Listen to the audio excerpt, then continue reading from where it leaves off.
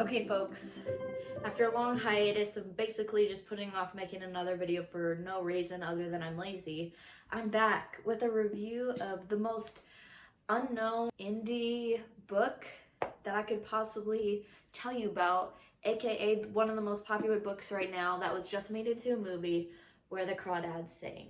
I'm gonna be talking about what I liked about the book, what I liked about the movies, what I didn't like about the book, not a lot. What I didn't like about the movie, a lot. Overall, it's a rave review. I did really love this book and I really love the movie. So if you're looking for me to hate on this book, you're gonna have to go somewhere else. Where the Crawdads Sing by Delia Owens. Like, just looking at this cover, I mean, come on. You know it's about to be a banger. This aesthetic, idyllic, lovely, beautiful, running out of adjectives world. And then we start reading and it's not. It's about a young girl named Kaya who grows up in an abusive household down in the marsh in North Carolina. Was that a good southern accent? Because I didn't think, oh, we're not gonna do that anymore. It's in North Carolina. To be honest, reading the book, I thought it was in Louisiana just because I associate the marsh with Louisiana for some reason. I blame it on Princess and the Frog. But I believe it's in the, if it's not North Carolina, it's in the Carolinas. How do I know that? Taylor Swift Carolina song in the movie. So we are introduced to a young girl, Kaya. We see her, pretty much her entire lifespan through this book. And one of the biggest arguments about this book that people don't like it is they say it's very slow. It's very hard to read and it's a ton of descriptions. And I'm like, yeah. So if you don't like reading long descriptions of beautiful land, flowy, poetic writing about a young girl and her life until she's old and dies, then you're not gonna like this book. Kaya is in an abusive household. Her dad is psychotic. He's a drunk alcoholic. He beats up his mother. He beats up her siblings. And they all, as they should, leave Kaya. They walk down the path to, we don't know, like we're seeing it from Kaya's perspective, so we don't know where they go, but they leave. And every one of them leaves. Kaya has a good relationship with Jody, her brother, and he's like the closest to her in age, and they play and they have this connection, so we kind of learn about this, and that's good. And then he eventually leaves too, and he's the only one to say goodbye to her. So that was like really heartfelt, and why we have a connection to Jody. In the movie, they didn't really do that. They showed Jody, I think, he probably had about 20 seconds of screen time, maybe a little bit more. So when he comes back, as he does later in the book, and he does in the movie, we're not as connected to him in the movie. Like, we're like, who is this guy? We don't even know. But in the book, it was so heartwarming because, like, the guy that said goodbye to her, he finally came back. He was like the brother, like the family that she needed in that time. So the other important characters, her dad eventually leaves as well, but there is a small amount of time where she is getting along with him, surprising. And then he's got like a little boat gas area little store named Jumpin', and him and his wife are probably the only ones that show Kaya some kindness, a lot of kindness throughout her entire life. But basically, she is living alone in this marsh and she has to learn how to survive. She learns to sell oysters clams, mussels. To me, they're all the same. I'm not gonna lie. One of those she sells to Jumpin', and so she kind of earns money that way. Otherwise, she fishes a lot. And while she's out fishing, she meets the main boo. His name's Tate, and he was Jody, the brother who she was close to. He was his friend. So he knows who Kaya is. He's like 3 years older than her, maybe 4. He's a lot older than her. But they form a friendship. He teaches her how to read. It's a sweet, kind of cute little friendship. Anyways, that is all introductory. Literally, you would think that's a whole story in and of itself, and it kind of is. But the real story and the real plot and the conflict comes because there's a murder in town. And so this book jumps from when the murder happens to when we're in the trial for the murder.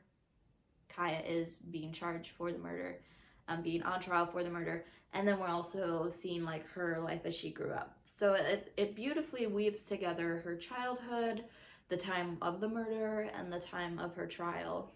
So it's not confusing. It goes back and forth, but not too much. The murder is of a guy named Chase Andrews. The worst human. Don't even get me started. The playa of the town, basically, he kind of sort of forms a thing with Kaya after Tate leaves her to go to college. And then we kind of skip a bunch of steps, and like 3 years later, he's murdered. He's found dead. Sorry. Maybe not murdered. He's found dead right below a big like scaffolding like jungle gym overlook situation in the marsh. So of course we're all gonna point fingers at the marsh girl because she's been out here being weird all these years, so it's probably her.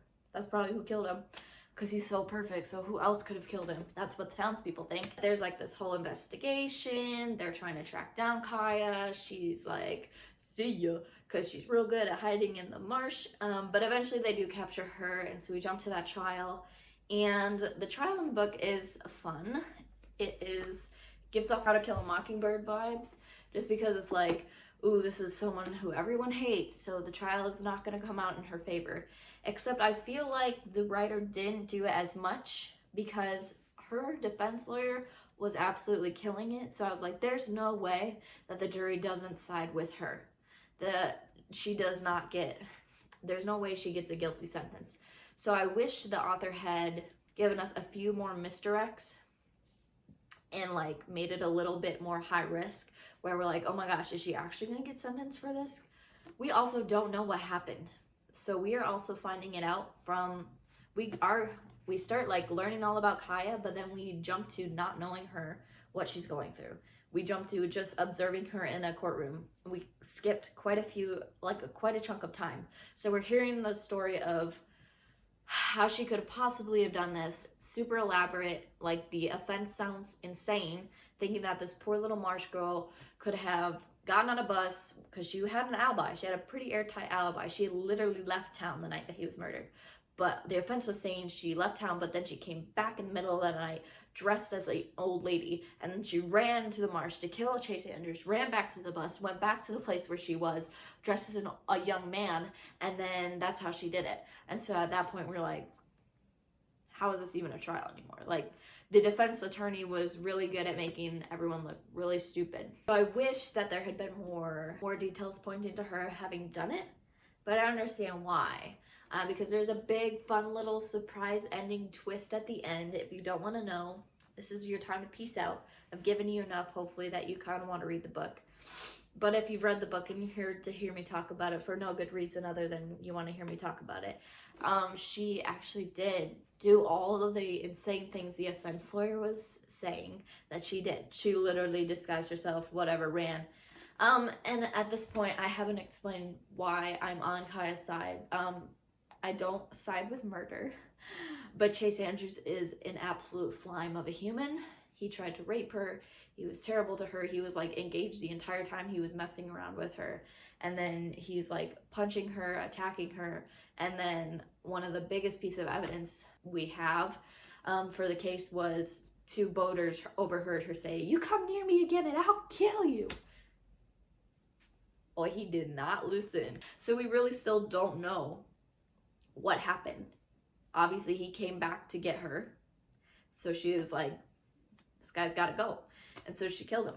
But I would say there is a scene in here that kind of sets up how the townspeople view Kaya, because there are 2 young boys who are talking trash about Jumpin', who she loves, and she's like, she overhears them and then she literally attacks them. Like, she jumps out of the forest and goes all ninja girl on them. And Jumpin' wasn't there, so he didn't know, but those kids obviously went back, told the townspeople, like, there's some crazy lady living out in the marsh. So that kind of set up the setting of why people would assume she's a violent human. They didn't show that in the movie. I was really looking forward to that scene, because I feel like that is the basis for what we needed to understand why they're so quick to point fingers at her, because she does have a violent history. Probably the only thing like major that I thought was missing from the movie did a really good job of keeping up every scene. Like, it stayed really close to the book, so I appreciated that, because a lot of things don't. So I love the movie, I love the book, I love them both. I would say just a random complaint is that Tate and Chase look really similar in the movie. Like, they're both tall blonde guys, and I'm like, we could have had some differences. I don't know. But the guy who played Chase did a really great job of being an absolute trash can. So props to him. Super proud of him. Way to go. There is another difference. I just forgot. In the book, she gets away scotch-free. She gets a not guilty sentence. She's fine. We don't know she murdered him until the very end, where she's 60. She dies. Her husband, who's Tate, he came back. We love Tate. He finds these poems that she had been writing all through her life. And there's a poem where, I'm going to read it. This is good. A poem called The Firefly. So this is, set the scene, this is Tate. He's been married to Kaya for like almost 50 years. Obviously in 40 years I assume you get to know someone pretty well. So then he finds these poems in a stash. And it's called The Firefly. It says, luring him was as easy as flashing valentines. But like a lady firefly, they hid a secret called to die. A final touch, unfinished. The last step, a trap. Down, down he falls. His eyes still holding mine until they see another world. I saw them change. First a question, then an answer. Finally, an end. And love itself passing to whatever it was before it began. So put yourself in Tate's shoes for a moment. You've been married to this girl for 40 years. She was on trial for murder, but that was just because the whole town was insane and prejudiced against her. And you read this poem. And you're like, dang, she really did murder that boy. So he threw all the poems in a fire. The movie, first of all, what was that CGI old person makeup in some of those scenes? Oh, terrible. They show it as not the poems, but as a drawing, I believe. There's a picture of him and then like a little, I don't know. It's still like a paper that implies that she murdered him, but it's not the poem. So I was like, I don't know why they didn't do that, because I guess they didn't set up that she loved the poems in the movie. She loved the poems in the book. So that kind of connected it all together. But yeah, it was good. It's like a mystery, a biography. No, it's like a mystery, a life story, a romance, all wrapped up into one beautiful symphony that I would definitely read again. It was good. Do you guys know what else is good? Coca-Cola, am I right? Well, you know how I know I'm right? Because I've been told by this guy right here, Coca-Cola's biggest fan, biggest supporter, biggest advertiser, all right? He's also my #1 fan, and I just want to give him a fat shout out because you're awesome. Thanks for watching my video, and I'll see you next time. Probably.